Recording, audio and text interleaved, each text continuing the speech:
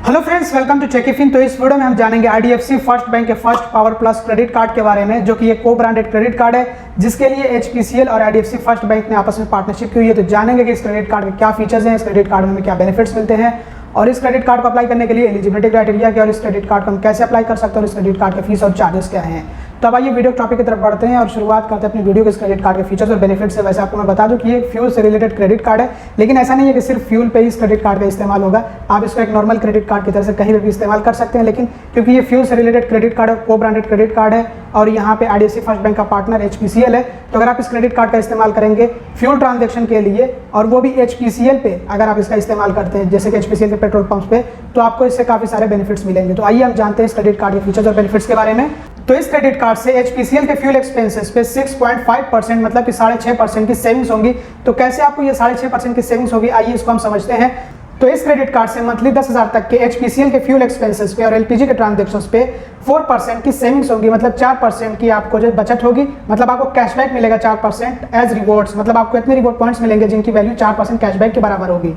इसके अलावा अगर इस क्रेडिट कार्ड का इस्तेमाल करके एचपी पे ऐप के जरिए से हम फ्यूल परचेस करते हैं तो मंथली 5,000 तक के फ्यूल ट्रांजैक्शन पर 1.5% सेविंग्स होंगी, मतलब 1.5% कैशबैक मिलेगा। 1.5% का कैशबैक होगा एज रिवॉर्ड्स, मतलब इतने रिवॉर्ड पॉइंट्स मिलेंगे कि उनकी वैल्यू 1.5% कैशबैक के बराबर होगी। तो कहने का मतलब ये है कि अगर आप इस क्रेडिट कार्ड को एचपी पे ऐप में ऐड कर देते हैं और उसके बाद आप फ्यूल परचेस करते हैं और आप एचपी पे ऐप के जरिए से पेमेंट करते हैं, तो अगर आपका ट्रांजैक्शन मैक्सिमम महीने में 5,000 तक का है तो उस पर आपको 1.5% का कैशबैक मिल जाएगा। अगर 5,000 से ऊपर का ट्रांजैक्शन हो गया आपका तो फिर आपको जो कैशबैक नहीं मिलेगा और बाकी 1% फ्यूल सरचार्ज वेवर मिलेगा मंथली 10,000 तक के फ्यूल एक्सपेंसेस पे। अगर 10,000 से ऊपर का फ्यूल एक्सपेंस चला गया तो ऐसे में 1% जो फ्यूल सरचार्ज वेवर है वो नहीं मिलेगा और बाकी बेनिफिट्स भी नहीं मिलेंगे जो कैशबैक वाले बेनिफिट्स हैं, क्योंकि 10,000 तक की यहाँ पे जो लिमिट लगाई गई है। तो इस तरह से अगर इनको कैलकुलेट करें, जैसे कि 4% प्लस 1.5% प्लस 1%, तो टोटल हो जाएगा 6.5%। तो इस कैशबैक में फ्यूल सरचार्ज वेवर को भी जोड़ लिया गया है। इसके अलावा मंथली 2,000 रुपए तक के ग्रोसरी और यूटिलिटी एक्सपेंसेस पर भी 5% सेविंग्स होंगी, मतलब 5% कैशबैक मिलेगा। इतने रिवॉर्ड पॉइंट्स मिलेंगे कि उनकी वैल्यू 5% कैशबैक के बराबर होगी। और मंथली 1,000 रुपए तक के आईडीएफसी फर्स्ट फास्टैग रिचार्ज पर भी 5% कैशबैक मिलेगा। और इन ट्रांजैक्शंस को छोड़ करके बाकी सभी दूसरे ट्रांजैक्शंस पे 3x रिवॉर्ड पॉइंट्स मिलेंगे, मतलब 3 गुना रिवॉर्ड पॉइंट्स मिलेंगे। तो हर 150 रुपए खर्च होने पे 3 रिवॉर्ड पॉइंट्स मिलेंगे और इन 3 रिवॉर्ड पॉइंट्स की वैल्यू होगी 75 पैसे के बराबर, 75 पैसे के बराबर, मतलब कि एक रिवॉर्ड पॉइंट यहाँ पे हुआ 25 पैसे के बराबर। तो जिन ट्रांजैक्शंस पे 4% की सेविंग्स होगी, मतलब 4% कैशबैक मिलेगा, तो उन पे हर 150 रुपए खर्च होने पे 24 रिवॉर्ड पॉइंट्स मिलेंगे। और जिन ट्रांजैक्शंस पे 5% कैशबैक मिलेगा तो उन पे हर 150 रुपए खर्च होने पे 30 रिवॉर्ड पॉइंट्स मिलेंगे। तो इस तरह से स्ट्रक्चर बनाया गया है रिवॉर्ड्स का। तो अगर आप कैलकुलेट करोगे उनको तो वो कैशबैक में होंगे, जैसे कि जहाँ पे हमें 30 रिवॉर्ड पॉइंट्स मिल रहे हैं तो वो 5% कैशबैक हो जाएगा और जहाँ पे 24 रिवॉर्ड पॉइंट्स मिल रहे हैं तो फिर वो 4% कैशबैक हो जाएगा। और एचपी पे ऐप के जरिए से जो ट्रांजैक्शंस होंगे तो उन पे हर 150 रुपए पे 6 रिवॉर्ड पॉइंट्स मिलेंगे, मतलब कि 1.5% कैशबैक मिलेगा। और जो कैपिंग लगाई गई है, जो लिमिट लगाई गई है, अगर हम उससे ज़्यादा का ट्रांजैक्शन कर लेते हैं तो ऐसे में हमें जो ज़्यादा का ट्रांजैक्शन हो जाता है उन पे कोई भी रिवॉर्ड पॉइंट्स नहीं मिलते हैं।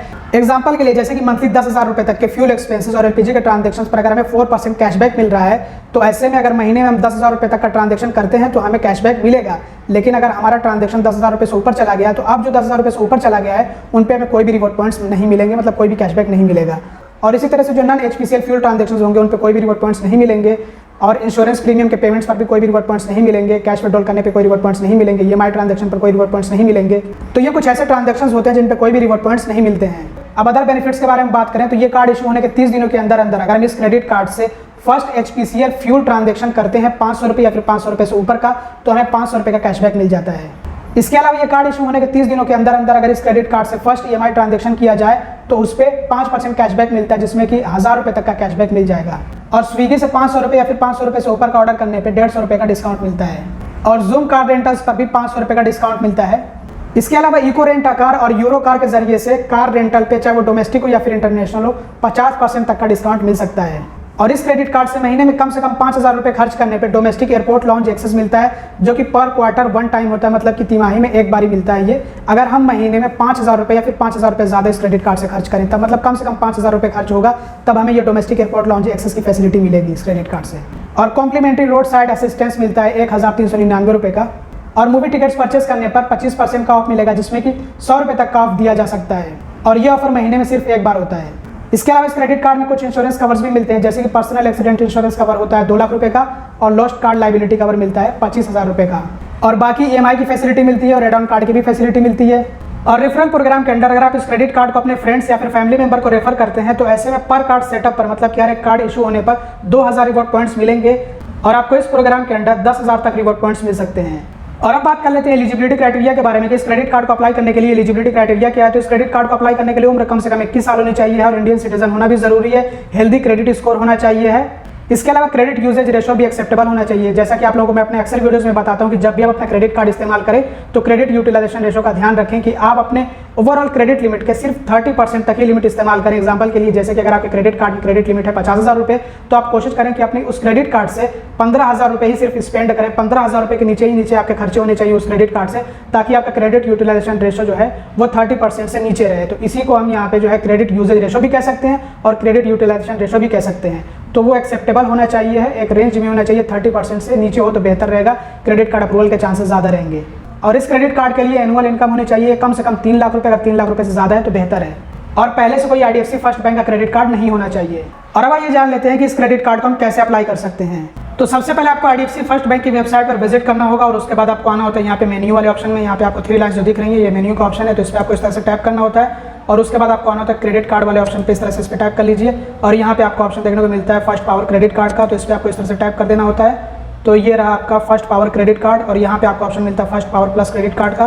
तो इस वाले ऑप्शन पे इस तरह से टैप करके और आपको अप्लाई नाउ वाले ऑप्शन पे टैप कर देना है और बाकी आपको अपनी डिटेल्स वगैरह फिल करनी होती है। जैसे कि यहाँ पे जो आपका नेम है आपके आधार पे वो फुल नेम आपको एंटर करना है और उसके बाद डेट ऑफ बर्थ आपको एंटर करना है। उसके बाद मोबाइल नंबर एंटर करके आपको गेट OTP पर टैप करना है और जो OTP आता है वो आपको एंटर करना है और इस तरह से आपको आगे का प्रोसेस फॉलो करते जाना है। और इसके बाद का जो भी प्रोसेस रहेगा वो बैंक कंप्लीट करा देगा, जैसे कि वेरिफिकेशन वगैरह और वीडियो KYC। और अब ये जान लेते हैं इस क्रेडिट कार्ड के फीस और चार्जेस के बारे में। तो इस क्रेडिट कार्ड की ज्वाइनिंग फी है 499 रुपये प्लस GST, लेकिन इंट्रोडक्टरी ऑफर होने की वजह से आपको कोई भी ज्वाइनिंग फी नहीं देनी होगी 15 मई 2023 तक, क्योंकि ये जो इंट्रोडक्टरी ऑफर है ये 15 मई 2023 तक ही है। अब हो सकता है कि आगे इसको एक्सटेंड किया जाए, लेकिन जब मैं ये वीडियो बना रहा हूँ जिस डेट और टाइम को, तो इस टाइम पे तो 15 मई 2023 तक ये ऑफर दिखाया जा रहा है। हो सकता है कि बैंक इस ऑफर को आगे बढ़ा दे या हो सकता है कि ना बढ़ाए। और अगर ये वीडियो आपको 15 मई 2023 के बाद मिलेगा तो प्लीज़ माफ़ करिएगा मुझे, क्योंकि काफ़ी सारे वीडियोस हमारे स्टॉक में भी रहते हैं, इकट्ठे हो जाते हैं, तो उनको भी पब्लिश करना रहता है। और इस क्रेडिट कार्ड की एनुअल फी भी 499 रुपये प्लस GST है। लेकिन अगर हम इस क्रेडिट कार्ड से साल भर में 1.5 लाख रुपये फिर 1.5 लाख रुपये ज़्यादा खर्च कर देते हैं तो जो इसकी एनुअल फी होती है उसको वेव्ड ऑफ कर दिया जाता है, एक तरह से माफ़ कर दिया जाता है। इंटरेस्ट चार्ज 0.75% पर मंथ से लेकर के 3.5% पर मंथ तक हो सकता है, डिपेंड करेगा आपकी क्रेडिट प्रोफाइल पे। ये डिसाइड किया जाता है बैंक के जरिए कि आपसे कितना इंटरेस्ट चार्ज किया जाएगा। तो इसमें कम से कम होगा 0.75% पर मंथ और ज़्यादा से ज़्यादा होगा 3.5% यानी कि 3.5% पर मंथ, जो कि नॉर्मली क्रेडिट कार्ड का होता है। और ये इंटरेस्ट चार्ज पर एनम यानी कि सालाना होगा 9% से लेकर के 42% तक, कम से कम 9% और ज़्यादा से ज़्यादा 42%। और आपको इंटरेस्ट फ्री कैश विड्रॉल की फैसिलिटी देता है IDFC फर्स्ट बैंक, लेकिन अगर आप कैश विड्रॉल करेंगे तो उस पर 199 रुपये प्लस GST का चार्ज लगेगा, कैश विड्रॉल चार्ज। तो इसलिए आप सोच समझ करके ही अपने क्रेडिट कार्ड से कैश विड्रॉल करिएगा।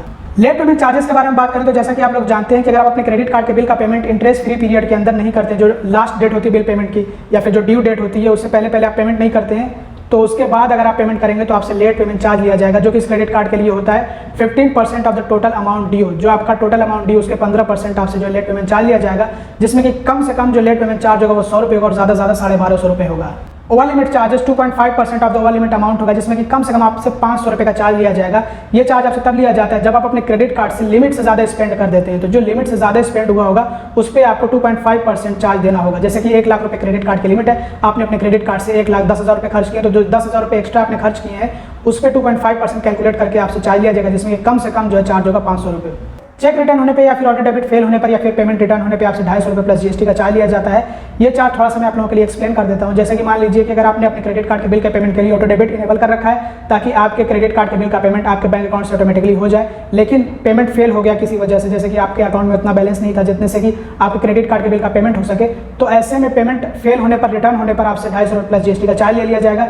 या फिर अगर मान लीजिए कि आपने चेक डिपॉजिट कर रखा है आपके क्रेडिट कार्ड के बिल के पेमेंट के लिए, लेकिन पेमेंट नहीं हो पाया, आपका चेक बाउंस हो गया, चेक में कोई गड़बड़ी थी तो उसकी वजह से, या फिर जैसे कि आपके बैंक अकाउंट में इतना बैलेंस नहीं था कि पेमेंट हो सके और चेक आपका बाउंस हो गया, तो फिर आपसे जो है वही 250 रुपये प्लस GST का चार्ज लिया जाएगा पेमेंट फेल होने पर। कार्ड रिप्लेसमेंट फी 100 रुपये होगी। और चेक या फिर कैश के जरिए से अगर आप इस क्रेडिट कार्ड के बिल का पेमेंट करेंगे तो अभी तक तो इसके लिए कोई चार्ज नहीं है, आपसे कोई भी चार्ज नहीं लिया जाता है। फॉरेन करेंसी मार्कअप फी, जिसको हम फॉरेन करेंसी ट्रांजैक्शन फी भी कहते हैं, तो ये 3.5% है।